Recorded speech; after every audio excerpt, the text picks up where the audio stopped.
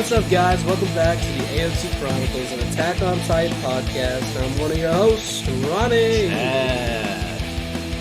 Alright, here we are. We're officially in Season 2. We got a little warm-up in last episode. Oh, Chadley, my boy. This episode right here.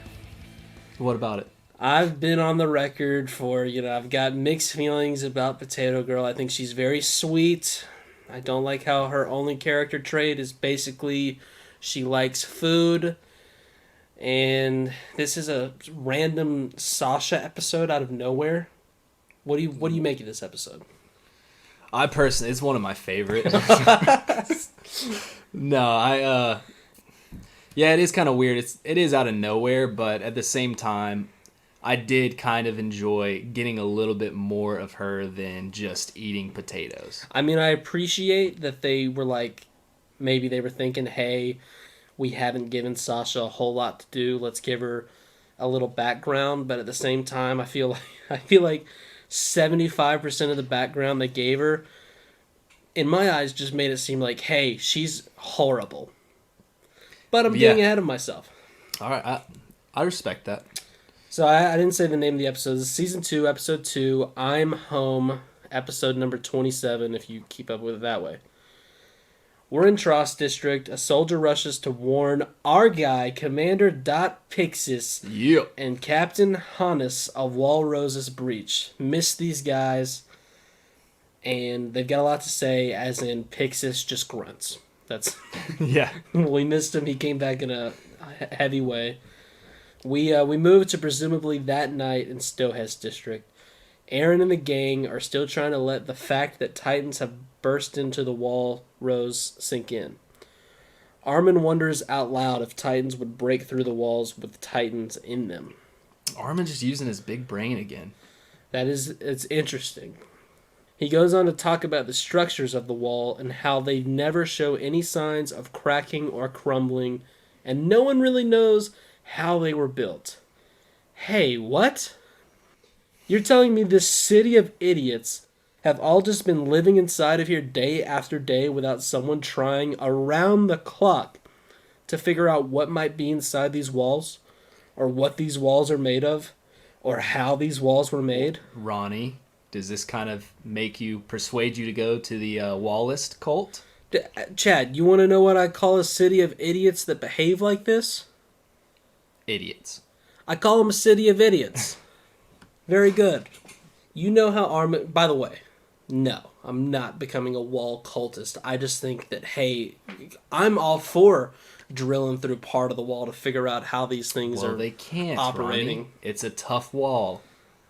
That's what I'm saying. I would try day after day for the past 100 years to try and learn more about it. These people are just so happy-go-lucky, like, well, I don't know who put those walls there, but they seem to be working great. Let's just go make some potato salad and... Well, did you see what happened to the miner and his friend when he tried to go below the walls? Did you see what happened?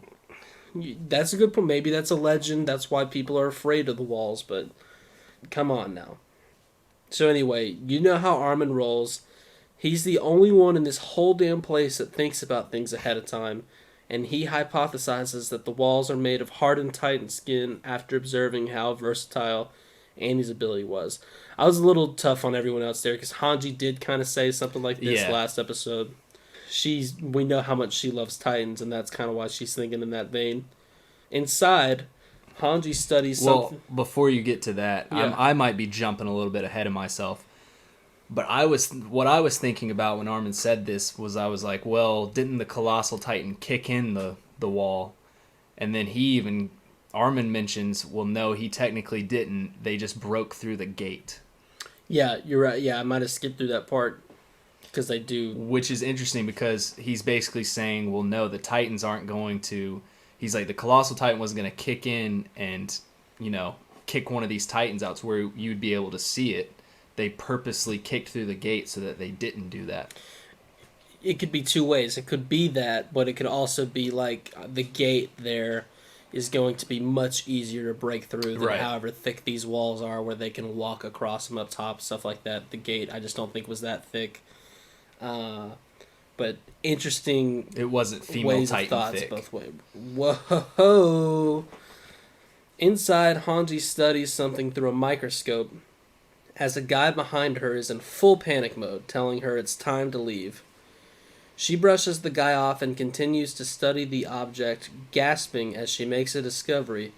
But then Captain Levi strolls in. He's freaking out just as much as the soldier. Just kidding. He's leaning back on a wall with his arms crossed and saying very calmly, "Let's go." This guy is so chill. Chill gang. I love Levi. I'm a Levi stan. I'm a Levi and a Hanji stan and an Erwin stan and an Armin stan. I love these characters, okay? And then a moment that made me laugh out loud, literally. We cut to Mikasa telling Eren to wear it right because it's cold at night as she wraps his cloak around him tighter. So, I just love the show. I mean, the show always kind of, obviously makes it seem like Mikasa is coddling Eren, but to show us this is just straight up. This is a whole other level. Like, if this stuff is happening off screen, how Eren hasn't lost his mind yet is crazy. Well, yeah, and then it's like, how does she not notice that that's why he's being so, like, he's not really accepting her like that and kind of being, non-aggressive towards her. She just feels so much responsibility for him and just cares about him so much. It's annoying, okay? So, Hanji, I think it's sweet. Hanji, Levi, and that stupid whore wall priest join the carriage along with Armin, Mikasa, Eren, that gang. Pastor Nick. Yeah. The stupid whore wall pastor priest bitch, man. You were kind of given some evidence of why you would be a wall cultist earlier, but that's completely argued against that. Stop putting words into my mouth. We have audio evidence.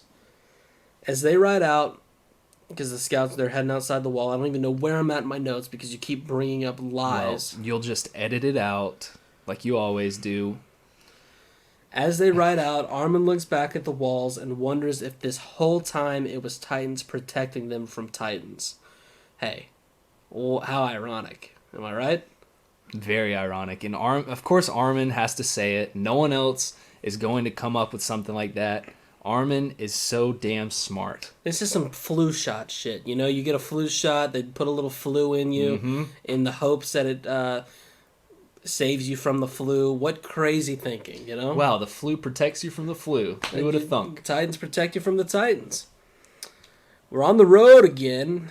Eren learns of the pastor's knowledge of the Wall Titans, and as you can imagine, he just takes that news very well. He gets pretty mad. Yeah. Hanji informs him that she plans to bring the priest so he can see the full consequences of the Titan invasion. Eren keeps shouting, just giving himself a headache. He's got to sit down. Thank goodness Mikasa is there to, chill him out a little bit. Eren. And Levi, he pulls out a gun and just is pointing it under his jacket, saying, let's use a little threat of violence to get this priest to talk. Is there anything more badass than willing to shoot through your jacket to kill somebody? That is like some old-timey Western shit, I feel like. I love it. I love it. I mean, if there's one thing Levi's down with, it's torture. He doesn't like pointless deaths. Pointless deaths, but if you want to torture someone to find out some information, let's do it. He mentions that his leg is injured and useless, and I just wanted to touch on this because I know the first time through, after all the excitement of last episode, it confused me a little bit. This all comes from... He's still recovering from his fight with the female Titan in the woods when Mikasa, of course, didn't listen to the instructions, tried to finish her off, and in the process, Levi had to save her and got his legs squashed a little bit. And let's just talk about how detrimental that actually was. If Levi was not injured and fought the female Titan with Eren inside the walls, they probably would have gotten Annie without her being crystallized. It's very true. Hanji tells Levi that she has already tried threatening him, but it didn't work. She hung him from the side of the wall, but what me and Levi probably want to know is, have we tried pulling out some toenails yet? Just because he can get to a good place while he's just hanging from the wall and not feeling any physical pain. That's one thing, but let's start waterlogging this guy a little bit. See if he really has nothing to say about his wall gods. Screw this guy. Pastor Nick. So I think this is a flashback to earlier in the day. Sasha and her commanding officer split up to notify nearby villages. I just say that because with Aaron and them, it's nighttime, and all of a sudden it's day again. She recalls a memory with what I assume is her father, and wow, you'll never believe what is going on. This is the point of the episode where we go, hey, you know what? Let's just be with Sasha the rest of the time. Yeah, I love it. Summary of this scene. Sasha's just a real asshole. She's been eating from their winter rations. Literally all her poor father is trying to do is provide for his family during perhaps a harsh winter. I don't really know what kind of seasons they have over here. And she practically punches the man in the face and continues to eat it. Off the ground. I would kill her. Well, I wouldn't go that far, but I would... I would kill her. This annoyed me. She's just a cute, innocent little girl. This is her father. Hey, chill out and eat some vegetables. It's like 3 p.m. She just ate lunch a little while ago and she's having this big hissy fit. Ronnie, I just watched you house a few potatoes earlier. Yeah, well, you know what? We don't need... She can eat potatoes. She's getting the meat, man. We don't have any meat. And by potatoes, I mean 7 large fries from McDonald's. But keep talking. Okay, maybe I would not kill her, but earlier last season, Sasha gave some sob story about how her town kicked her out and she wasn't allowed to come back until she became less weird or something like that. And after seeing this, I don't blame him at all. Yeah. I don't think she's gotten any less weird either. No. While Sasha ate her rations, so the dad finally gave up, he asked her if she ever wondered why their life had been changing so much. With her mouth full, talking, like a slob. Listen, this is some real world stuff right here, though. She's putting on some pounds. She believed that the influx of new people from Walmaria had been taking their game from the forest. But her father tells her that the others had no choice after losing their home to the Titans. Trying real hard not to hate Sasha, as she basically says, well, that's their problem. Yeah, just not a good look for her. Her father is starting to think that, we need to clear these forests, plant fields, we'll keep more people fed that way. And Sasha's just not having it. She doesn't understand. She's just a stupid kid. She doesn't think about others. She's only worried about her own little town. And her poor dad is just trying, he's trying to do everything he can to help as many people and stay with his family, and Sasha just doesn't get it. Well, Ronnie, you got to look at it this way. She's just a 15-year-old girl. She doesn't know what's going on. He's a 40-year-old wise man, and he's speaking the truth here. I love his words. Real-world problems, and she needs to grow the fuck up. Well, she snaps back to present time, and I'm hoping she's thinking that exact thing that you just shared, that she's thinking, wow, I was such a brat. I need to be better. She spots the footprints of a Titan much further into the land than she had expected, which, she keeps hoping that her father noticed something was amiss and fled, because she can't believe the Titans already got here. When she comes across an entire new village that she just doesn't recognize. Yeah, she even said, too, she was like, I haven't been back here in over 3 years, and all of a sudden there's this village, there's this... And, they kept talking about this village like they were just hunters. And somehow they got this entire village built, drawbridge and all. Love a good drawbridge. So you know what this kind of means to me is that she was the problem of their village. Their entire economy just flourished once she left. People were able to eat. Yeah. They had good protein. They had a lot of energy, and they just built this thing in no time. They're like, wow, we had this much food? What? Where'd all this been going? We haven't had anything painfully sad in a while, so what do you say we go inside this house where a Titan eats the leg of a woman who is still very much alive, as her daughter sits silently to the side, staring. Oh, this is just... Just cheer your spirits up a little bit there. I haven't seen anything this depressing since Mike got split into pieces last episode. And who saw that one coming? No one. Sasha comes in with an axe, swinging at the Titan's nape, and we reach the calling card. It's talking about these scattered villages. In addition to the cities at the wall, there exist villages of various sizes. They exist to provide goods and food to people in the cities, which makes sense because, as we've seen from those cities, they're just way too packed in to get anything like gardening done. Yeah, just no way that they're actually growing crops and doing stuff like that. But it is interesting, though. Like, it gives a little insight, I guess, to the trade game and how people can make money and things like that too, though, because they've kind of glossed over that a little. Yeah, that's kind of like what I've said before. Is it seems like so many people just grow up and go into some form of the military branches, whereas here, you see Sasha's dad, and this is kind of a whole new take. Like they're farmer. Well, I guess they're hunters, but I'm sure there's other villages that are purely farmers, and they're planting crops and stuff like that. Yeah. So it's good. It's good world building. I know we had kind of talked about this when they were in the fields running from the female Titan, just how truly expansive this area inside the walls is. So, what type of guy are you? You city or village? Where do you want to live? If I was in this time, I would want to live in the village. I know it's probably a little bit more dangerous, because I guess the cities are more. Well, I guess not.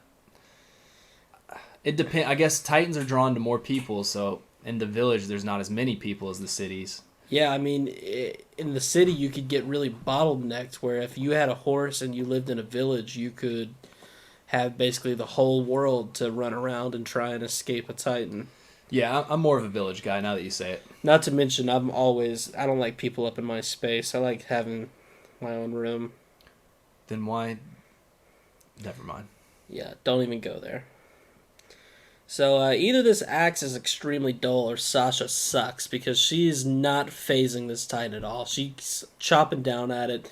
He just keeps on munching. The axe slips out of her hand, and even though once again this woman is still very much alive, Sasha can't be bothered to keep trying to kill this Titan. She just looks over at the woman, says sorry, and takes the girl, who, by the way, let me get into this, kind of freaks me out. The look in her eyes, dude. Something about her face makes me she looks like she's 45 years old in a little girl's body. Yeah. Also, I'm sure she's in shock, but, I mean, this is a very traumatic experience, but she looks like way too old to not have any emotional response as her mother is being eaten alive right in front of her. Yeah, maybe if she's like probably like 10 years old, you think? Yeah, maybe she's like 3, she doesn't know what's going on, but I say once you hit like 6 or 7, yeah, if you see something like this happen to your mom, you know enough to just boo-hoo. She must have been sitting there for a while. Sasha, on the other hand, is not remaining very calm under pressure. She goes out to the horse, it runs off, because it can tell that this child is inhabited by the devil. Which leads Sasha to scream as if she just got stabbed by this devil child. The Titan from inside finishes up the legs and comes outside, more than likely due to Sasha's scream. Why do you think the Titan was going for the legs? Just loves dark meat. Okay. That's all I need to know. I got an answer for everything, just let me know. They begin to run away as the little girl says the whole village is gone, and they knew that her mother had bad legs, but no one came to help. Probably because they knew that the family worshipped the devil. They cross the drawbridge and keep running. Sasha flashes back again to a time in cadet training when she was talking to Krista. What a wholesome moment. Sweet, sweet Krista. Ymir comes up and announces that Sasha is really pissing her off by being as polite as she is, just out of nowhere. Yeah. Ymir makes fun of the way her people talked, which I didn't mention earlier because, it's not something you pick up as much in sub, but there were a few subtitles that kind of pointed to there being a different dialect used, kind of like a country dialect. Yeah, kind of just a hickish, whatever you want to call it. Krista is very nice. She has all the qualities I would want for the mother of my children. Well, I love Ymir, dude. I don't know what it is about toxic women, but You do love the toxic, crazy women, and she's on one right now. She attempts to stop Ymir's. Well, Krista, this is still. You got me on Ymir. I'm still talking about my girl Krista. She attempts to stop Ymir's roast session, but Ymir continued to go right at her. She makes fun of the way the hunters live and how she's a fake bitch. Basically, saying she's not genuine at all. But there's no way she is nice to all these people. She's just messing around. Back in the present, they keep running from the Titan as Sasha wonders why she's remembering silly little memories such as that. Uh-oh, is this a little foreshadowing? Might be. Is this another Mike incident? She turns to the devil girl as they run, telling her to keep running until she finds help. And some say she's still running to this day. Letting go of the child and drawing her bow, Sasha fires an arrow at the Titan. The shot does about as much good as a cannon. Which is to say, nothing. Don't tell me the cannons are fixed. That's true. I see it in your eyes. Well, you said cannon. You didn't say fixed cannon, so I'm assuming you mean the original cannons. She climbs a short hill for a better shot, trying to get eye level with her target. Her second shot misses, leaving her with only 2 arrows. We got a real Katniss Everdeen on our hands, ladies and gentlemen. Her third shot is a direct hit in the Titan's eye, and Sasha prepares to fire her last shot, reminding herself that failure would mean putting not only Devil Child's life at risk, but more importantly hers. Well, not more importantly, but... Well, I just felt like that's how she thought, because I'm not exactly sure how good of a person she is. Considering she ate an entire village out of house and home until they kicked her out, and now they're flourishing. She throws her bow away, taking the arrow and jumping into a loving embrace from this Titan as she stabs the other eye, blinding it. Sasha manages to shove herself out of its grip thanks to the slippery blood. The slippery blood. She runs down the road in search of the girl, but she has already descended the stairs to hell. Whoa. No. She came across the shitty people who left her handicapped mother in town, one of those people being Sasha's father. Sasha joins the group, and her father tells her she's all he hoped for. Enough of these two. I'm done with them. I'm done with them. I think I figured it out why they left her, okay? There was no wagon guards to guard the wagon if they brought a wagon for the handicapped woman. It's because wagon guards are hard to come by. Yeah. You gotta be a really special soldier to be able to be a wagon guard, and these villages just don't have them. Let's move on to something, I don't know, more interesting. We joined Connie's group as he and it's like Reiner, Bert. Big Bert.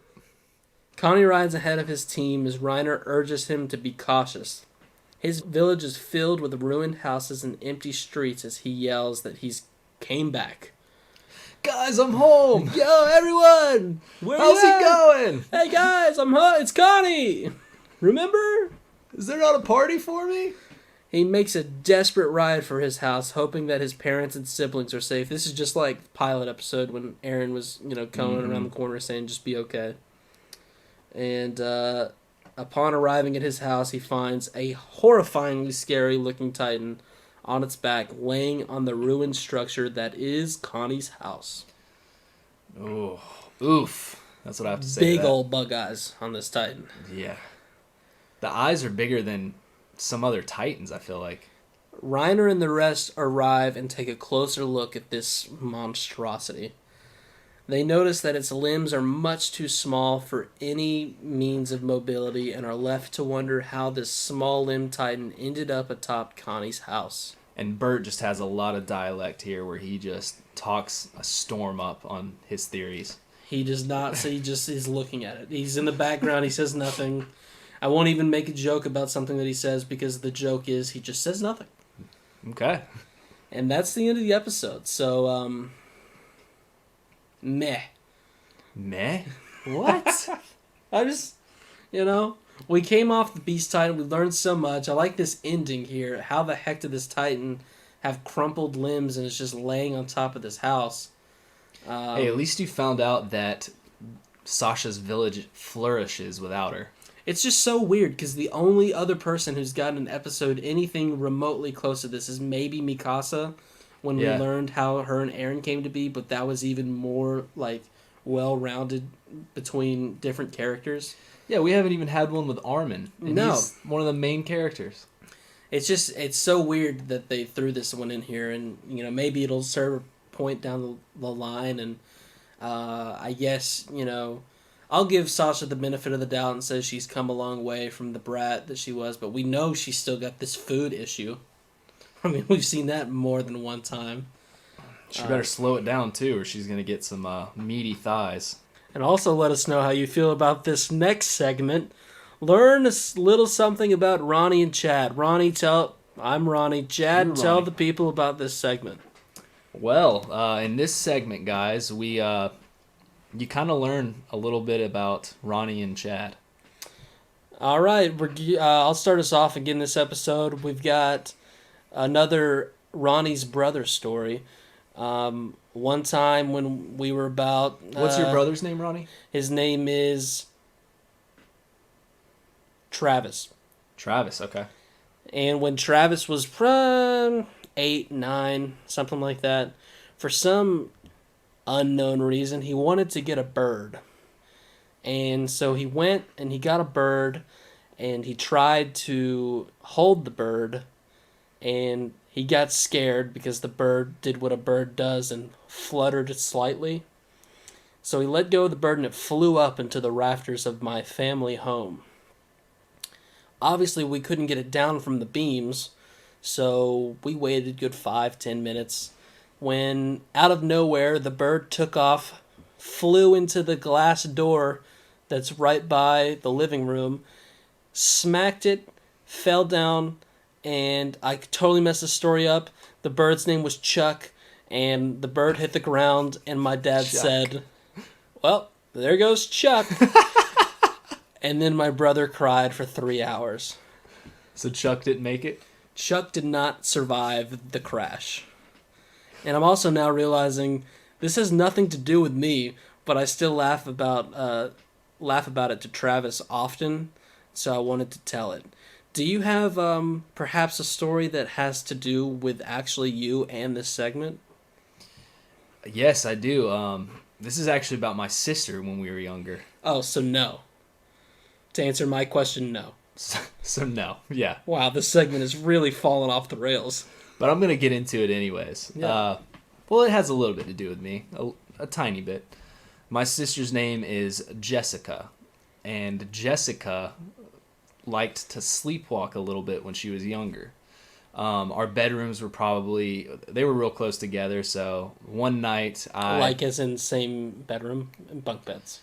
Okay, yeah, she was on the top bunk, I was on the bottom bunk. I had the smaller bed, whatever. But she woke up in the middle of the night. I was watching the baseball game, the Atlanta Braves, if that gives any hint of where we live. And wow, there's a little nugget. Little nugget there. It was 1 a.m. It was a late night game. And all of a sudden, my door opens up. So we're not in bunk beds, okay? My door opens up, and she looks at me and goes, "What?" And I go, "Hey." And she has this weird look in her. She's got a Mikasa look in her eyes when Mikasa's thinking about Annie. And she goes, "Why did you do that?" And I go, "What are you talking about?" And I'm just laying in bed. And she goes, "Ugh!" Grunts, slams the door, and runs back into her room. That was the story. What a story. I asked her the next day, and she had no idea what happened. What a great story. There's the story. I felt like I cheated a little bit by not actually giving any information about myself, so I'll tell this other very long story. I have allergies. And all right, so that wraps up this segment of Learn a Little Something About Ronnie and Chad. That's the end of the episode. Please subscribe to us on YouTube. And send that feedback to thepodcastchronicles@gmail.com. If you can't remember all that, look in the description box down below. I've got it written out for you. We'll see you next time. Yes, we will. Peace. Peace.